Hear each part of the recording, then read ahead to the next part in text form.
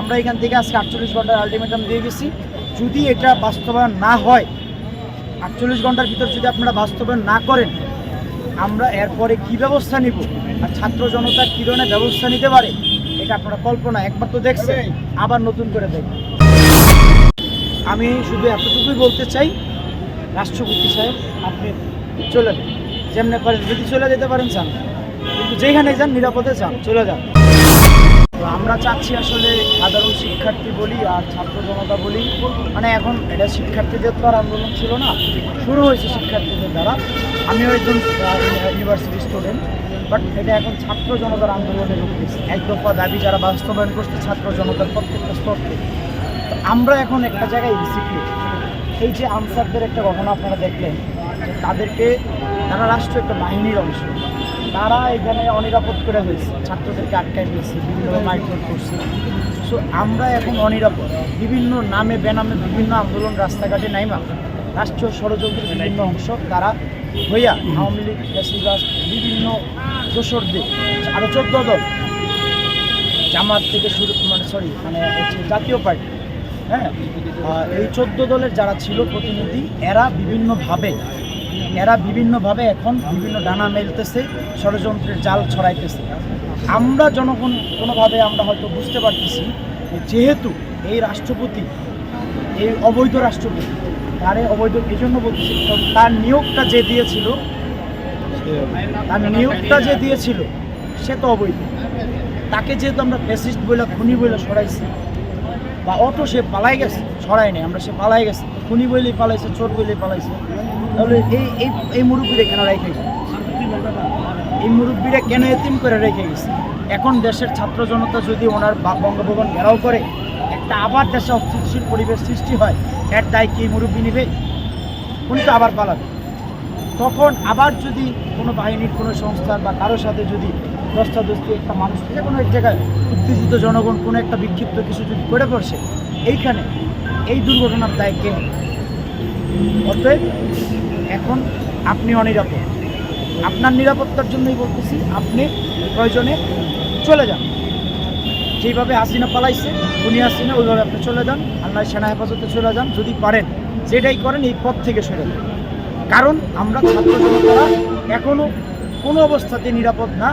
কারণ এই বিদ্রোহের পরে, এই 5ই আগস্টের পরে আবার কেন সচিবালয়ে এই ধরনের ঘটনা ঘটছে? এই পুলিশরাই তো ছিল, কীভাবে এখানে ছাত্রদেরকে মারল তারা? অতএব এই রাষ্ট্রযন্ত্র আবারও কিন্তু ব্যর্থতার দিকে যাচ্ছে। আমরা ডক্টর মোহাম্মদ ইউনূস স্যারের প্রতি পূর্ণ সম্মান, আস্থা, ভালোবাসা রেখেই বলতেছি, ছাত্র জনতা ওনাকে বিশ্বাস করে, সেনাপ্রধান ওয়াকার আঙ্কেলকে বিশ্বাস করে। কারণ উনি যদি গুলি চালাতো তাহলে আমরা কেউই বাঁচতাম না, আমি এই জায়গায় থাকতাম না। কারণ আমি আন্দোলনের শুরুতে ছিলাম, শুরু থেকে শেষ পর্যন্ত বিভিন্ন স্তরে ছিলাম, আমিও বাঁচতাম। অতএব আমার উপরে 15ই আগস্টে হামলা হয়েছে। এই 5ই আগস্টে স্বাধীন করার পরেও এদেশের ছাত্রলীগ আর বিভিন্ন রাজনৈতিক দলের কিছু ভূমিদস্যুরা, দখলদারীরা আমার উপর হামলা করছে, 15ই আগস্টে আমার মৃত্যু নিশ্চিত করতে চেয়েছে। অতএব আমাদের বিভিন্ন ছাত্র সংগঠক সমন্বয়কদেরকে বিভিন্নভাবে হত্যার চেষ্টা চলতেছে। আমরা এই জায়গায় অনিরাপদ। তাহলে আমরা মনে করতেছি, দাদা আপনি চলে যান, যেভাবে পারেন আপনার সম্মান থাকতে। কারণ আপনি খারাপ কাজের সাথে ধরেন, আপনি 10টা খারাপ কাজ করছেন, ভালো কাজ ভিড় হইলে তো করছেন। সেই জায়গার থেকে বলতেছি আপনি অনতি বিলম্বে চলে যান। আমরা এখান থেকে আজকে 48 ঘন্টার আলটিমেটাম দিয়ে গেছি। যদি এটা বাস্তবায়ন না হয়, 48 ঘন্টার ভিতর যদি আপনারা বাস্তবায়ন না করেন, আমরা এরপরে কি ব্যবস্থা নিব আর ছাত্র জনতা কী ধরনের ব্যবস্থা নিতে পারে এটা আপনারা কল্পনা একবার তো দেখছেন, আবার নতুন করে দেখবেন। আপনার নাম পরিচয় তারা কেন ছাত্রদের উপরে হামলা করছে? তাদেরকে কেউ চালাচ্ছে কি আনসার বাহিনীতে? আনসার আসলে আনসার বাহিনীর সদস্য কারা? বাংলাদেশের জনগণ। এই বাংলাদেশের জনগণ আপনারা জানেন যে গোপালগঞ্জের, যেহেতু গোপালগঞ্জ থেকে বাংলাদেশের বিভিন্ন মন্ত্রণালয়, বিভিন্ন বাহিনী লিড করছে বিভিন্ন পদে। আমরা এমন অসমর্থিত সূত্র থেকে খবর পাইছি যে হাজার হাজার গোপালগঞ্জের গোপালীর পালক পুত্ররা এই ইয়াতে ছিল, এই আনসার সদস্যের ভিতরে আছে, পুলিশ সদস্যদের ভিতরে আছে। তো আমরা যেহেতু এখানে সরাসরি দেখছি, তারা আপনারা ওই ছবিটা, এই কথার সাথে আপনারা ছবিটা অ্যাটাচ করে, যেই ছবিতে দেখবেন ছাত্রদেরকে পাড়ায় আনসার ড্রেস পরে মারতেছে, এত বড় দুঃসাহস তোমাদের কে দিচ্ছে?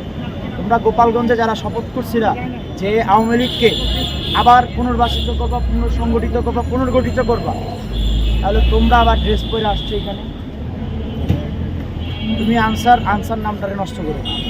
তুমি আওয়ামী লীগের ফ্যাসিস্টদের দোষর।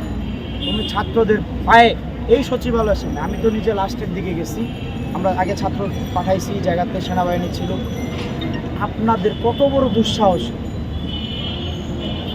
এতগুলা হত্যাকাণ্ড চালায়া তারপরে আবার ছাত্রদেরকে পিছায় মারতে আসছেন। ছাত্রদের 40 থেকে 45 জন ছাত্রদের আহত করে হাসপাতালে ভর্তি রাখছেন। আমরা মনে করতেছেন আর বিশ্বাস করব? এই যে এখানে পুলিশ দাঁড়া নিয়েছে, পুলিশদের বিশ্বাস করি আমরা? এরাই তো ছাত্রদের বুকে গুলি চালায়। এদের অফিসাররাই এদেরকে জাস্ট শুধু বদলি করছে, কিন্তু তাদেরকে আগে গ্রেফতার করতে হবে, এরপরে আমাদের নিরাপত্তা নিশ্চিত হবে।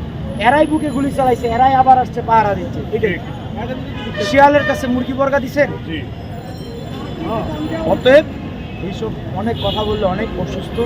আমি নিজেও 17 বার হামলায় আহত। আল্লাহ কেমনে বাঁচায় রাখছে জানি না, সবার দোয়ায় বাঁচায় রাখছে। আমি শুধু এতটুকুই বলতে চাই, রাষ্ট্রপতি সাহেব আপনি চলে যান, যেমনি পারেন, যদি চলে যেতে পারেন যান, কিন্তু যেখানে যান নিরাপদে যান, চলে যান। আর যেই সকল পুলিশ অফিসাররা এখনও, আমি আবার বোল্ড করে বলে দিতেছি, ছাত্রদের বুকে গুলি চালানোর নির্দেশ দিচ্ছেন এবং যে সকল সিপাহীরা গুলি করছেন, হ্যাঁ, পুশ আপ পজিশন নিয়ে, আমি নিজেও বিএনসিসি সেনার এক্স সার্জেন্ট। হ্যাঁ, আমি বলতেছি আপনারা যে গর্হিত অন্যায়গুলো করছেন, পৃথিবীর যেই জায়গায় থাকেন আপনারা আইসা সেনা সদরে আইসা ক্যান্টনমেন্টে এসে সিলিন্ডার, যদি জনগণ আপনাদের পায়, ছাত্ররা পায়, আইন হাতে তুলে নেবেন না কেউ, না করতেছি, কিন্তু তারপরও উত্তেজিত জনগণকে তো কেউ থামাইতে পারে। আপনারা ইতিমধ্যে অনেক ধরনের দুর্ঘটনার চিত্র দেখছেন, যে কাউকে ঝুলায় রাখছে, সেই এরকম ভয়াবহ বাংলাদেশে বিশৃঙ্খলা হওয়ার আগেই আপনারা নিজ দায়িত্বে নিরস্ত্র অবস্থায় হাত উঁচা করে ভেস্ট খুলে আইসা আপনারা সেনা সদরে আইসা এই ওয়াকার আঙ্কেলের নেতৃত্বে আপনারা আইসা ইয়ে হবে, স্যালেন্ডার করবেন। Thank you.